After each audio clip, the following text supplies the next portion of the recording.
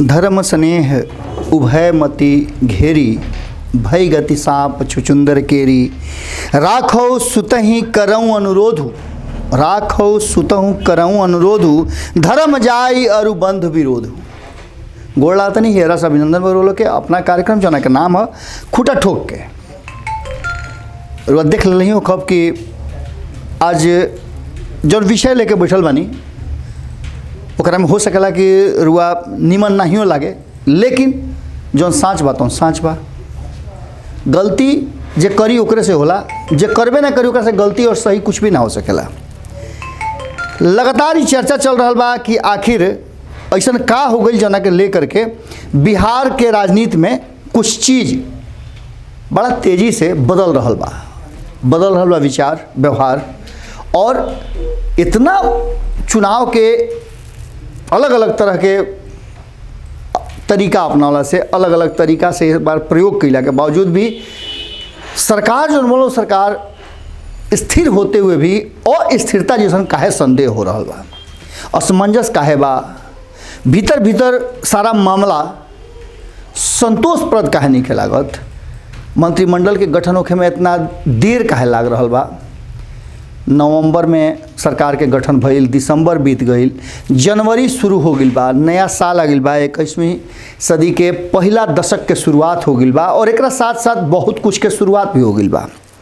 एकरा में सबसे बड़ा बात बा कि ई चर्चा जबरदस्त ढंग से छिड़ गई बा और खास करके भारत लाइव के श्रेय भी एकरा कर दी जाए के चाहिए कि इस सब के बावजूद नीतीश कुमार जी खुश काहे नहीं खन। अगर खुश नहीं खन तो वो फैसला जो ले वो फैसला इस तरीका के काहे बा, जबकि कहल जाला कि दूध के जरल माठा भी फूक फूक के पिएला।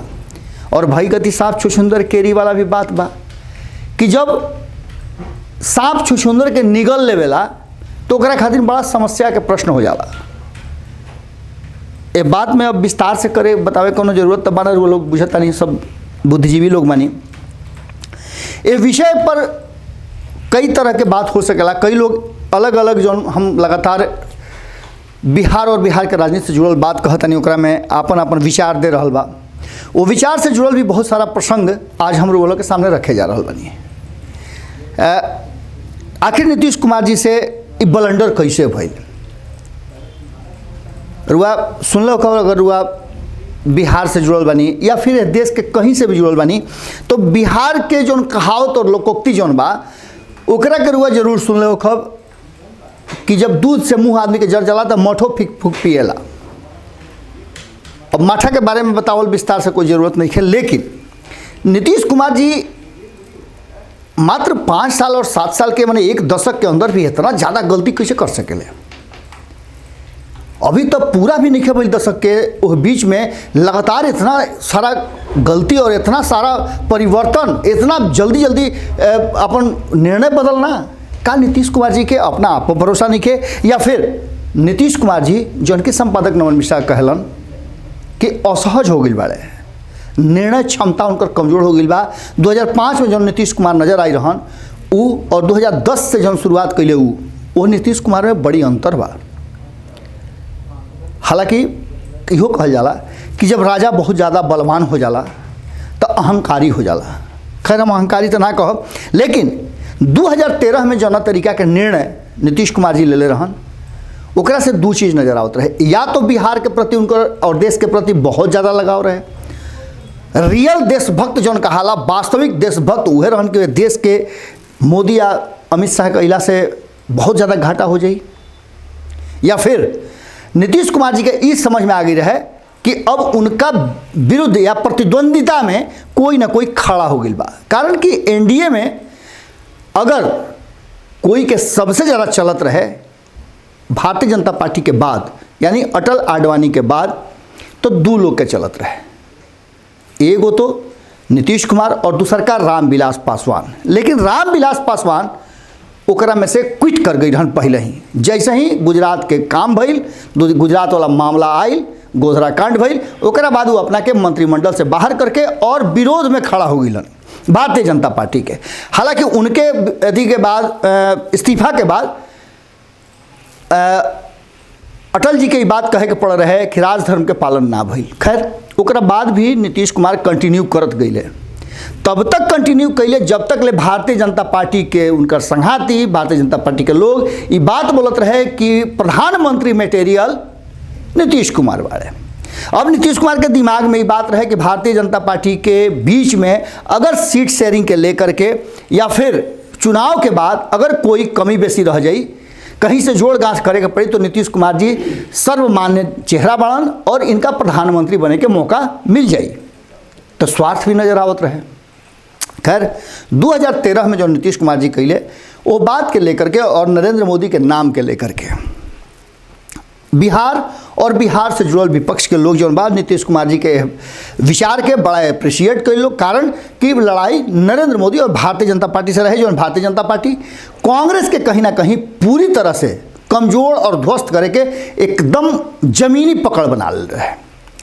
2013 के बाद 2014 में लोकसभा के चुनाव हुई और लोकसभा के चुनाव में नीतीश कुमार जी औंधे मुँह गिर गए। मात्र 2 सीट 2014 में आई और नरेंद्र मोदी के लड़ाई में कहीं ना कहीं नीतीश कुमार के बड़ा हार भइल और झेपल रुआ जान लू झेप जला आदमी जो कोनो अपने से गलती हो जाला तो झट से ओकरा के चाहेला कि तोप दी, चाहे रुआ रास्ता चलता नहीं आज कहीं ठेस लग जाला ना फट से आदमी गिरेला तो झटका पर खड़ा हो जाला कि देखो के मत देखो, दाएं बाएं देख लग के देखत नहीं केनू। वही तरीका से नीतीश कुमार जी झट से का कैले कि एकरा के तोपे खातिर और अपन विशेषता और विशिष्टता दिखावे खातिर जीतन राम मांझी के इहे वो गलती उनका से हो गई। जीतन राम मांझी के कुर्सी पर बैठा दिले सीएम के और अपने फैसला पर फैसला, हालांकि वो घड़ी उनका के समझावे वाला समझौले रहे। 2014 में अध्यक्ष कोई दोसर रहे, शरद यादव अध्यक्ष रहन पार्टी के, वो बड़ा मनौले बड़ा कहले, लेकिन एप्रिशिएट भी करे के पड़ल, कारण कि बड़ा हार पार्टी के भई रहे और औंधे मुँह पार्टी गिर गए रहे। इस बात के लेकर के कहीं ना कहीं दोनों के बीच में सामंजस्य बैठल और सामंजस्य बैठा करके ही जीतन राम मांझी खूब बढ़िया से जी हुजूर कह के अपन कुर्सी तो ले लेकिन मात्र 2 से 3 महीना में वो अपन रंग बदल दिले। अब नीतीश कुमार जी खातिर ई फैसला उनकर निर्णय जना के खुद शरद यादव कहत रहन कि निर्णय फैसला तार उचित नहीं खे, अभी एक समय नहीं खे। एक पहले भी नीतीश कुमार अपन त्याग के मूर्ति बन के अपन कद बढ़ा चुका रहन, रेलवे में मिनिस्टर रहते हुए वो अपन इस्तीफा दिले रहन। तो खैर ये तो 2014 के बाद कहनी। अब 2014 से 2015 के बीच के रास्ता तैयार भइल। 15 में बिहार में चुनाव रहे और 14 में जो फैसला नीतीश कुमार ले रहन वो फैसला उनका पर भारी पड़त रहे। जीतन राम मांझी अपना के गोटियावे लगले, पार्टी में भी टूट के पैदा करे लगले और बहुत कुछ होखे लागल, जौना से लेकर के नीतीश कुमार और शरद यादव दोनों चिंतित भइले और दोनों पुरजोर तरीका से शरद यादव मिलजुल करके एगो बड़ा सामंजस्य बैठौले और कांग्रेस लालू प्रसाद से कह के सुन के कहले कि भाई अब की हाली बचा लो लोग। तो भाई भाई के कतनो दुश्मनी होला तो भाई भाई के बचावे आवेला। लालू प्रसाद तैयार हो गए, कांग्रेस के भी तैयार कर ले और नीतीश कुमार जी पुनः मुख्यमंत्री के कुर्सी बैठ गए। भारतीय जनता पार्टी के ये पहला झटका रहे जौन की खड़ा भई रहे जीतन राम मांझी के साथ और वो उनकर जौन सदन में बहुमत सिद्ध करे के रहे भारतीय जनता पार्टी के औंधे मुँह गिर गई और जीतन राम मांझी मुख्यमंत्री के कुर्सी से इस्तीफा देवे के पड़ल। खैर ये तो बात रुआ पता चलबे कही। अब 2015 में नीतीश कुमार जी चुनाव लड़ले। पहला गलती उनका से एगो और हो गई, इहो पहल के गलती रहे, कारण कि 2005 से 2015 के बीच में जरा के भर पेट गरियावतानी हिक भभ के गरियावतानी जंगल राज कहतानी हई राज हऊ राज कहतानी कि बर्बाद कर दिले बिहार के, ओकरे संगे चुनाव लड़तानी। तो ओकर खातिर पर रास्ता निकाल ले रहन कि भैया चेहरा तो हमार देखत रहनू, हम ही करब सब कुछ, लेकिन इहो उनकर फैसला बहुत लंबा ना रहल। खैर ये बीच में और भी कई स्टेज आई। एक स्टेज आई कि 2016 में नीतीश कुमार जी के लागल कि शरद यादव कुछ ज़्यादा ही नज़दीक पहुंच रहा बड़ा लालू प्रसाद के। समझब बात के बड़ा गंभीर बात बा, चूँकि दोस्ताना और दोस्ती उहे करैले रहन और 2016 में कांग्रेस भी बड़ा शरद यादव के अपना पक्ष में मानत रहे, वो लोग से ज़्यादा गुटी सेट होके लागल।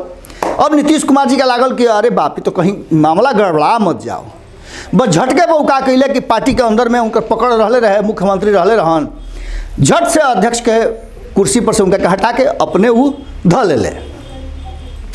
ले केहू विरोध ना कैल। शरद यादव के कहले कि भाई चलो पार्टी में तो बढ़ले न बानी। लेकिन एकरा आगे बढ़त बढ़त 2017 में अचानक रातों रात मामला गड़बड़ा गई और महागठबंधन से एनडीए में जाए के फैसला नीतीश कुमार कर ले। शरद यादव बुझावते रह गए, बुझौलिया बुझावत रह गए, कहत रह गए कि तरह जीवन के भारी गलती हो रहा बा, लेकिन ना मनले। और फैसला का भइल तो रुआ पता बा कि फैसला भइल कि कहीं ना कहीं शरद यादव उधा हो गए और ई अपना के पूरा एनडीए में जा करके और सरकार बना ले। अब एकरा के लेकर के उनका से महागलती हो गई। एकरा आगे बढ़ी तो 2017 से लेकर के 2019 के बीच में 2-3 स्टेज आई, जौना में कहीं ना कहीं नीतीश कुमार जी के बीच में बहुत सारा असहज स्थिति पैदा भई, जौना के लेकर के उनकर समस्या बढ़त चल गई। और एकरा के लेके कहल जाता कि प्रशांत किशोर के भेज करके, प्रशांत किशोर के माध्यम से, चूँकि शरद यादव से तो उनका 36 के आंकड़ा हो गया, शरद यादव पार्टी भी छोड़ दे रहा, अपन पार्टी बना ले रहा, लालू प्रसाद के साथ उनका विशेष दोस्ती हो गई रहे, कांग्रेस उनका के सपोर्ट कर लगा रहे, ये सब बात हो गई। और नीतीश कुमार के साथ 36 के आंकड़ा केसा फौजदारी भी भई रहे, उनका संसद के सदस्यता भी समाप्त करे खातिर बहुत तरह के झमेला भई, ये सब बात भइल, बेचारा के सदस्यता भी गई। खैर ये सब बात भइला के बाद शरद यादव अब उनकर समझावे और बीच के कड़ी सेतु के काम ना कर सकत रहन। तब उनका लगे के बाचा रहे तो बाचा रहन प्रशांत किशोर। और प्रशांत किशोर ये प्रयास कैले रहन। ये बात के चर्चा गोपालगंज टू रायसीना हिल्स किताब में लालू प्रसाद कैले रहन। खैर एहू बात के रुआ आगे बढ़ा दी। एक गलती और हो गई। अब एक गलती के बाद जब रुआ अलग हो गई नहीं और सब कुछ कह देनी, तो फिर लालू प्रसाद के घड़ी मन मिजाज में ना रहे, वो साफ फरिया के कह दिले कि अब इनका संगे कोनो दोस्ती ना हो सकेला।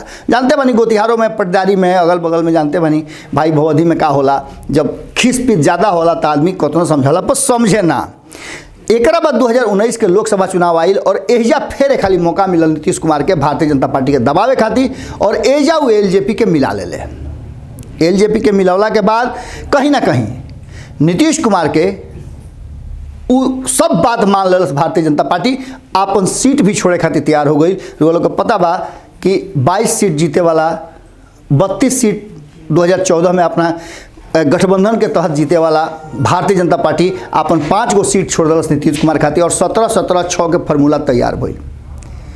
अब यह फार्मूला से कहीं ना कहीं नीतीश कुमार जी के वर्चस्व बढ़ गई। 16 गो सीट भी उनका आ गई। और 16 सीट अला के बाद सबसे बड़का गलती खाली फिर कह गई कि 2019 में जब सरकार गठन भइल तो उस सरकार के हिस्सा, मंत्रिमंडल के हिस्सा ना बनले।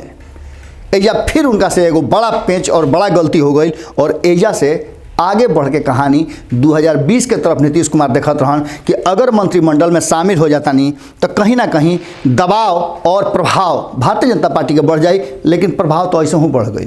पार्टी के अंदर में विद्रोह, और पार्टी के अंदर में जो मंत्री बनावे खातिर कुर्ता पैजामा सिया ले रहे, उनका मन में तो खिसपित होकर ही रहे। इस सिलसिला आगे बढ़ते गई और 2020 में जे कुछ भइल हुआ देखबे कहीं। 2020 में नीतीश कुमार जी पूरी तरह से अपना के तैयार कैले और चुनाव लड़ले। इस चुनाव में भी वो डोमिनेट कैले। हालांकि भारतीय जनता पार्टी बात जानत रहे कि पूरी तरह से मजबूत स्थिति में बा और नीतीश कुमार जी के छक्का छोड़ा दी। उनका तैयारी भी जबरदस्त रहे।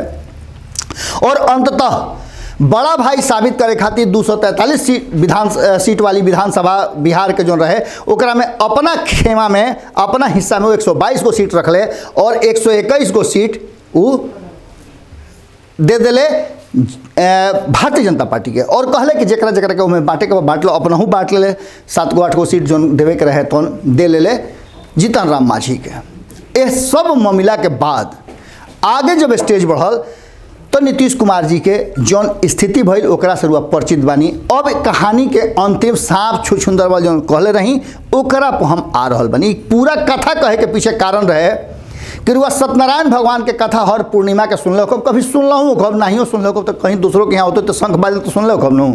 वो कहानी के अंतिम बा कि भाई रुआ एक खाली जब कह देनी कि सत्यनारायण भगवान के कथा कहे के बा, कहवावे के बा, तो रुआ कहवा वहीं के पड़ी ना तो कितना कष्ट झेले के पड़ी, ये रुआ बुझ ली।